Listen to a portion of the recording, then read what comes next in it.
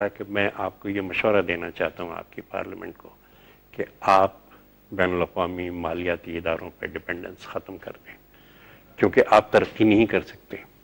اب جو looking asset کی مشرق کی جانب جو رخ ہے اس کے اندر ہم جا کے اور ہر چیز کر رہے ہیں، لیکن of course the change over cannot be overnight. یہ نہیں ہو سکتا کہ ہم 4 سال میں ایک روڈ میپ تو یہ بالکل روڈ میپ ہے تو چلیے 4 سال نہیں تو 8 سال نہیں تو 10 سال میں اس کے ریزلٹس تو آئیں. آپ کے سامنے روڈ میپ ہے. اگر پریزیڈنٹ 8 دفعہ جاتے ہیں چائنا، اگر ٹھیک ہے ہمارے پاس وقت ہوگا، ان کے پاس تو نہیں ہے نا. اور اگر پرائم منسٹر اتنی دفعہ جاتے ہیں اور ہر دفعہ ہم جاتے ہیں، ہم نے ڈیفنس میں انحصار مغربی سورسز پہ ختم کر دیا ہے اپنے دفاعی ضرورتوں کے لیے، وہ ہم مشرق سے پوری کر رہے ہیں. اب انڈسٹریلائزیشن کی طرف بھی ہمیں، لیکن جس طریقے سے ہمیں پھنسایا گیا ہے، جس طریقے سے یہ رائٹ ونگرز اور مارشل لا مغربی مالیاتی سامراج کا ہمیں اسیر بنا کے گئے ہیں. یعنی میں ایک سیدھی سی بات میں نے بی بی صاحبہ سے مینیفیسٹو بن رہا تھا، اس کی کہ ہر ڈسٹرکٹ کی ایک ڈیولپمنٹ پلان ہو، انڈسٹریز کی ہم فیزیبلٹی بنا لیں، بینکوں کو وہ دے دیں، اور جو بھی 10% اس میں یہ دیکھ کے کہ ہاں ہنرمند ہے، کام جانتا ہے. مطلب کوئی ڈیری فارمنگ کرنا چاہتا ہے، اس نے ڈیری فارمنگ کی ڈگری لی ہے، 10% اس نے ڈال دیا، وہ اس کی ایکویٹی ہو گئی 90% بینک نے، بورڈ آف ڈائریکٹر سے ہی بینک کے آدمی. فوراً جواب آیا will the IFIs allow it? I said they won't. اچھا وہ یہ نہیں کہتے کہ آپ یہ نہ کیجئے، وہ کہتے ہیں کہ اچھا ہم فلاں چیز میں آپ کا جو فائنینسنگ ہے وہ روک دیتے ہیں. ہم اپنی زمین تک نہیں دے سکتے، یہ میں آپ سے عرض کر رہا ہوں. ہمارے پچھلے حکمران نے تو شمسی ایئر بیس دے دیا تھا. نہیں ایئر بیس کی میں بات نہیں کر رہا، غریبوں کو میں 5 لاکھ پلاٹ سندھ میں دینا چاہتا ہوں. ہمارے پاس زمین ہے اور یہ ان کی ایک ایسٹ بن جائے گی، اور میں 10,000 روپے کا ایک پلاٹ دینا چاہتا ہوں، کیونکہ وہ ہمارا خرچہ آتا ہے. مانے کیا ہے؟ مانے یہ ہے کہ وہ کہتے ہیں جینی مارکیٹ ویلیو پہ آپ کو بیچنا ہوگا. What is market value? Market value وہ ہے کہ جو امیر آدمی پے کر سکتا ہے، غریب کے لیے تو مارکیٹ ویلیو نہیں ہے. لیکن World Bank has put its foot down کہ آپ نہیں بیچ سکتے. ورلڈ بینک نے یہ رکھی ہے، بالکل رکھی، یعنی ہم اپنی زمین، حکومت اپنی زمین خود نہیں بیچ سکتی ہے ان کی مرضی کے بغیر. نہیں کر سکتے، کیونکہ وہ کہتے ہیں کہ اس سے آپ کا ڈیفیسٹ بڑھتا ہے، اور ڈیفیسٹ بڑھتا ہے تو جو پیسہ ہم نے دے رکھا ہے وہ خطرے میں پڑتا ہے، اور اس لیے ہم آپ کو فلاں جو آپ کی پروجیکٹ ہے، یا آپ ڈیم بنا رہے ہیں یا کوئی سڑک بنا رہے ہیں یا کوئی اور چیز، اس کے لیے ہم فائنینسنگ روک دیں گے. مطلب جس کے ہاتھ میں سرمایہ ہے وہ تو ہر طریقے سے آپ کو پکڑتا ہے. This is the objective situation we are living in, everyone knows it. ہاں نہیں، اب اس کے سولوشنز پہ بھی بات کریں. چھوٹے سے بریک کا وقت ہو رہا ہے، بریک پہ جاتے ہیں، بریک سے واپس آتے ہیں اور اس کے بعد خواتین حضرات تاج حیدر صاحب سے بات کریں گے کہ اس کے سولوشنز یا حکومت نے کیا ایسے اقدامات کیے ہیں کہ جو آج نہیں تو کل نہیں تو پرسوں جس کے ریزلٹس جو ہیں وہ ہمارے آپ کے سامنے. ویلکم بیک خواتین حضرات، آپ دیکھ رہے ہیں لیٹس ٹاک. میرے ساتھ انجم رضوی کے ساتھ اور اسٹوڈیو میں میرے ساتھ موجود ہیں پاکستان پیپلز پارٹی کے سینئر لیڈر جناب تاج حیدر صاحب. بریک پہ جانے سے پہلے کچھ گفتگو اس طرح کی ہو رہی تھی کہ جہاں پہ تاج حیدر صاحب نے یہ کہا کہ جو عالمی مالیاتی ادارے ہیں وہ عالمی سامراج وہ اتنے زیادہ دخیل ہو گئے ہیں کہ حکومت اگر اپنی مرضی سے کچھ کرنا بھی چاہتی ہے عوام کے لیے تو وہ قدغن لگاتے ہیں اور روک دیتے ہیں. اس پہ بات کرتے ہیں اور یہ پوچھتے ہیں کہ حکومت نے اس سلسلے میں پھر کیا کیا. تاج صاحب، مطلب IMF اور اس طرح کے یا ورلڈ بینک قسم کے ادارے جب اس قسم کی قدغنیں لگا رہے ہیں تو اس کا کاؤنٹر کچھ کیا آپ نے؟ ظاہر ہے، آپ ایک تو یہ کہ ان پہ ڈپینڈنس اپنی ختم کریں. IMF پہ ڈپینڈنس ہم نے ختم کر دی. ہماری ایکسپورٹس اب کوئی 25 بلین پچھلے سال تھی، کوئی 30 کے قریب اس سال ہوں گے. ابھی 3 سال کے لیے یورپین یونین نے آپ کو 18 کیٹیگریز میں ڈیوٹی بھی ختم کی ہے سیلاب زدگان قیمت کے لیے. وہ کیا ہے کچھ، لیکن یہ کہ ہم نے پروڈکشن بڑھائی ہے. 20 کا ہمارا ٹارگٹ تھا، 25 ہم نے اچیو کیا اس دفعہ انشاءاللہ. جو پہلے 6 مہینے کی ہے وہ، اس کے بعد ریمیٹنسز ہماری کوئی پر ہر مہینے فی ماہ کوئی $1 بلین سے زیادہ کی اس وقت آ رہی ہیں. We can easily touch about $14 billion in remittances alone. تو یہ اس کے بعد، لیکن جو سب سے بڑی بات ہے کہ کوئی بھی ریاست یا کوئی بھی حکومت مضبوط کیسے ہوتی ہے؟ عوام کی مدد سے ہوتی ہے اور جمہوریت کی وجہ سے ہوتی ہے.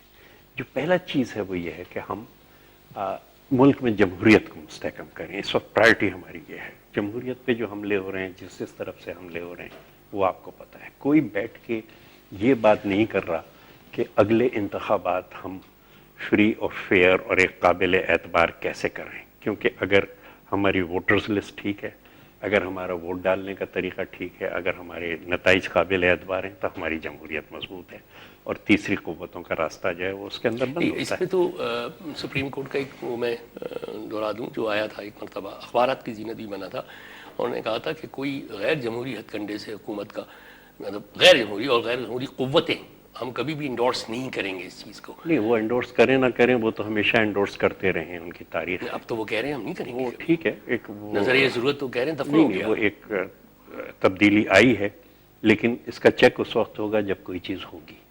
بڑی چیز یہ ہے کہ حکومت کو ہٹانے سے ان قوتوں کو ملے گا میں کیا؟ آپ سے عرض کروں، بڑی چیز یہ ہے، اور سپریم کورٹ بھی اس وقت اس لیے بیٹھا ہوا ہے کہ عوام نکلے، اور وزیر اعظم جیلانی اور یہ سب کے سب جیلوں میں گئے، اور ہم نے گولیاں کھائیں اور ہمارے اتنے لوگ شہید ہوئے.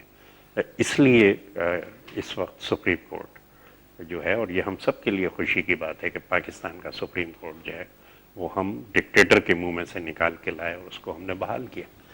اب یہ تمام چیز جو ہے کہ ہاں عوام کی طاقت، اور عوام کی طاقت ایک جمہوری نظام کے اندر ہو سکتی ہے. تو بڑی چیز یہ کہ ہم آئین کو جمہوری بنائیں، جو کہ ہم نے 18ویں ترمیم کے اندر بنایا ہے. ہم وسائل کو عدم مرکزیت کی طرف، ڈی سینٹرلائزنگ آف ریسورسز، جو کہ ہم نے NFC کے اندر کیا ہے کہ اب صوبوں کے پاس اختیارات ہیں، اور جو ہماری نیچرل ریسورسز ہیں ان کا اختیار صوبوں کو دیا جائے. مطلب یہ چیزیں چند بنیادی ہیں، اور عوام جس وقت موبلائزڈ ہیں تو ان کی کوئی منتخب حکومت یا منتخب پارلیمنٹ جس کو کہ کمزور کرنے کی اتنی کوئی کوشش کی جا رہی ہے، وہ بیرونی دباؤ کا مقابلہ کر سکتی ہے. دیکھیے، یہی پارلیمنٹ تھی اور یہی عوام تھے جس کی بنیاد پہ ہم نے نیٹو کی سپلائیز روکی، جس کی بنیاد پہ ہم نے بون کانفرنس کا بائیکاٹ کیا، جس کی بنیاد پہ ہم نے اپنی ایئر بیس ایک واپس لی. نہیں تو ہم نے دیکھا ہے کہ جس وقت اینگلو ایرانین کمپنی نیشنلائز ہوئی تھی تو کیا ہوا تھا، یا جس وقت جمال عبد الناصر نے نہر سوئس کو نیشنلائز کیا تھا، یا جس وقت ذوالفقار علی بھٹو نے کہا کہ اسلامی کانفرنس کر کے کہ ہم اپنی آزادانہ پالیسی بنانا چاہتے ہیں، تو ان کے ساتھ کیا ہوا. لیکن اب وقت بدلا ہے، اور وقت اس لیے بدلا ہے کہ عوام کا شعور بڑھا ہے. عوام کا شعور کبھی نیچے نہیں جاتا اس سطح سے. بڑی چیز یہ ہے اب ہماری ذمہ داری کہ اب اس شعور کو ایک عملی شکل دیں اور پاکستان کے اندر جمہوریت کو مستحکم کریں. الیکشن جیتنا، الیکشن ہارنا وہ اتنا اہم نہیں ہے. یہ میں آپ سے، الیکشن کا منصفانہ ہونا وہ اہم ہے، اور یہ ہمارا ٹارگٹ ہے، اور اس ٹارگٹ کو ہم فالو کرنا چاہتے ہیں. بلوچستان دیکھیے، ہم تو حکومت میں ہوں یا حزب اختلاف میں ہوں، ہم تو ہمیشہ کے مجرم ہیں نا، اور ہم پہ حملے ختم نہیں ہوتے. وہ تو ہمیں فرق نہیں پڑتا. نہیں، آپ سمجھ رہے ہیں کہ آپ کو خاص پیپلز پارٹی کو ٹارگٹ بنایا جاتا ہے. ظاہر ہے پارٹی کو اس لیے ٹارگٹ بنایا جاتا ہے کہ ہم غریبوں کی بات کر رہے ہیں. تو غریبوں کے لیے اگر آپ کچھ کریں گے تو غریب تو آپ کو دوبارہ ووٹ بھی دیں گے. بالکل ووٹ دیں گے، بالکل ووٹ دیں گے، بالکل ہمیں ووٹ دیں گے غریب. اور میں نے آپ کو 2-4 اشارے بھی کیے کہ ہم نے کیا کیا کیا ہے. اگر 2 کروڑ غریب ووٹر شامل ہو گیا اور اس کو حق کے رائے دہی ملا ہے تو وہ سوچے گا ووٹ دیتے وقت کہ ووٹ ہمیں کس نے دیا، یہ ووٹ کا حق ہمیں کس نے دیا ہے. اب اپوزیشن یہ کہنے لگی ہے کہ صاحب رشوت دی جا رہی ہے، یہ دیا جا رہا ہے، وہ دیا جا رہا ہے. چلیے آپ اس کو رشوت دے کے دیجیے، لیکن غریبوں کو اگر کسی چیز، میرے پاس صرف ایک معیار ہے کسی چیز کو جانچنے کا، اور میں اپنے ساتھیوں سے یہی کہتا ہوں، look here gentleman, everything that is in favour of the poor is correct, اور جو چیز بھی ان کے نقصان میں ہے وہ غلط ہے. یعنی میرا صحیح اور غلط کا ایک یہ میں نے کہا بالکل مت سوچو، اور بات یہ ہے سیدھی، ہم ان کے مفاد کے لیے کام کریں. اور ان کی شکایتیں جو ہیں ہم سے وہ اس لیے ہے کہ وہ ہم سے توقع کرتے ہیں. So what's wrong with غریب آدمی کی سواری ریلوے ہے، اس کو میں آپ سے یہ عرض کروں، توجہ دیجیے نا. بالکل آپ کے وزیر صاحب تو آن ریکارڈ یہ کہتے ہیں کہ میں نے تو وزیر اعظم سے کہا تھا ریلوے بھیج دو. وہ وزیر عوامی نیشنل پارٹی کے ہیں، ظاہر ہے کہ میں ان کے لیے جواب دینی ہے. ہمارے کولیشن، ہمارے اتحادی یہ ہیں، وزارت، اور میں خود بھی ان کو کچھ مشورے میں نے دیے ہیں، اور مشورے قبول بھی کیے گئے ہیں. اور میرے خیال سے 80-90 انجن جو ہیں وہ آ جائیں گے اپنے اس کے اوپر. وہی انجن جو کہ کھڑے ہوئے تھے لوکوموٹو، وہ آ جائیں گے. تو یہ آپ جس وقت اتحادیوں کا مسئلہ ہوتا ہے تو آپ اتحادیوں پہ پبلک اٹیک نہیں کرتے، بلکہ جہاں کہیں کوئی کمی ہوتی ہے اس کمی کو دور کرنے آپ کے اتحادی تو یہاں پہ ایک بہت بڑی پارٹی ایم کیو ایم وہ تو یہ بھی کہہ رہی ہے، الطاف حسین صاحب کا اسٹیٹمنٹ ابھی 2-3 دن پہلے آیا تھا، انہوں نے لا اینڈ آرڈر کی سچویشن پہ اپنے انتہائی یعنی غیر اطمینان کا اظہار کیا ہے اور حکومت کو اکیوز کیا ہے۔ اب میں آپ سے عرض کروں کہ کیا آپ کوئی کنیکشن دیکھتے ہیں یہ جو ایک دم سے پھر سے دہشت گردی کی مہم شروع ہوئی ہے اور جو پچھلے دنوں ایک بھونچال آیا ہوا تھا ریاستی اداروں؟ مگر اس کا سدباب تو پھر آپ ہی کو کرنا ہے نا، آپ ہی تو دماغ ہے نا، آپ ہی لوگ۔ نہیں میں آپ سے ذرا سی یہ کہہ رہا ہوں کہ اس کو ذرا سا سوچئے کہ کیا وہ جو بھونچال پچھلے دنوں ریاستی اداروں میں آیا تھا اور یہ تھا کہ بس اب گورنمنٹ کو گرانا ہے اور یہ وہ ادارے کے جن کا کام دہشت گردی کے خلاف کارروائی کرنا تھا، جو میں نے پہلے عرض کیا تھا کہ ہمیں جس جگہ وہ چھپے ہوئے ہیں وہاں تک جانا پڑتا ہے۔ اب وہ جگہ اگر چھوڑ کے، وہ کام چھوڑ کے اگر وہ اس میں لگ جائیں کہ لندن جا کے کسی سے بات کرنی ہے اور یہ کرنا ہے اور ایویڈنس لانی ہے اور کورٹ میں یہ کرنا، ایک دیوانگی پورے قوم میں، جس چینل کو کھولو یہی بات ہو رہی۔ کسی آدمی نے کوئی خط لکھ دیا تھا، لیکن بڑی بات یہ ہے that the state structure was badly bleeding. Now we have survived, but we have been bleeding, profusely bleeding. کہ اس سے نقصان پہنچا ہے، اور وہ جو نقصان پہنچا ہے کہ اسٹیٹ اسٹرکچر نے اپنا کام کرنا چھوڑ دیا 39، اس نے ایک اوپننگ دی ہے ان دہشت گردوں کو کہ پھر سے وہ جو ہیں وہ انہوں نے یہ کارروائیاں شروع کر دی، جہاں وہ چھپے ہوئے تھے وہاں سے نکلے اور انہوں نے آ کے پھر سے یہ کارروائیاں شروع کر دی۔ تو یہ چیز it's very important to see the connection between that. Again میں یہی پوچھوں گا کہ اس کا کاؤنٹر آپ نے کیا کیا؟ دوسری یہ کہ ایک ڈی اسٹیبلائزیشن کی کوششیں کی جا رہی ہیں۔ ڈی اسٹیبلائزیشن کی کوششیں اس لیے کی جا رہی ہیں کہ تیسری قوت کے لیے راستہ بنے، کوئی جواز بنے، اور اس ڈی اسٹیبلائزیشن کے اندر پروپیگنڈا بھی ہے، دہشت گردی بھی ہے، اور میں کہنا نہیں چاہتا کیونکہ یہ وہ عدلیہ ہے کہ جس کے لیے آج وہ ٹھیک ہے وزیر اعظم کو جیل میں بھیجنے کی بات کر رہی ہے، وزیر اعظم پہلے بھی جیل میں گئے ہیں، آخری دفعہ جب جیل میں گئے تھے تو وہ ان کی بحالی کے لیے گئے تھے۔